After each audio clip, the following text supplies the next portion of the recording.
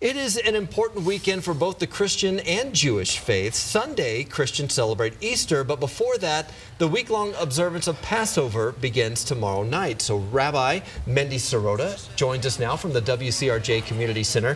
Thank you so much for being here. Of course. Thank you very much for having me. Talk a little bit about Passover and the meaning of it so some of our viewers can understand. Of course. So Passover begins this Friday night, April 19th, and is an 8-day holiday that goes up until April 27th. One of the highlights of the holiday is where we gather around the table with family and friends for the traditional Passover Seder.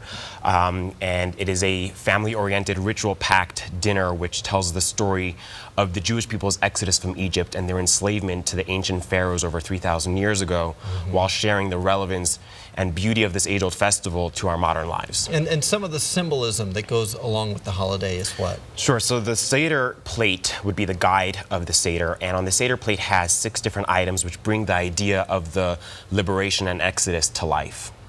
And some of the other items that we have out here. So that would be the charoset. It's a very Jewish word, and that's one of the stuff in particular that's on the Seder plate, which is meant to represent the brick and mortar.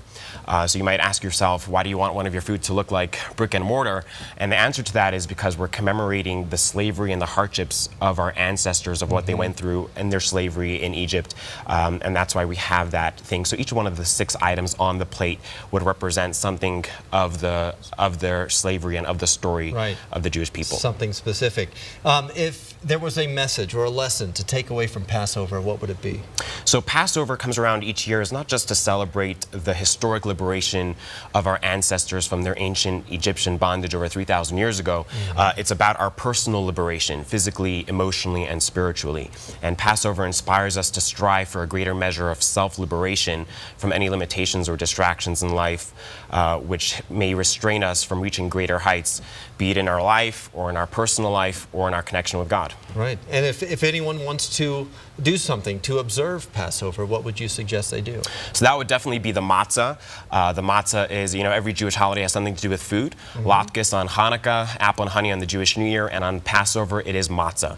When the Jewish people were freed from Egypt, from their slavery, they were in such a hurry that there was no time for the dough to rise, so they only had the flat, unleavened bread, the matzah. So each year, to remember that, we eat the matzah. So no bagels and lox for 8 days. On Passover, just matzah. All right. Thank you, Rabbi, so much for being here. Of course. And the WCRJ, by the way, Community Center is sponsoring the Denver Passover Seder tomorrow night at 7.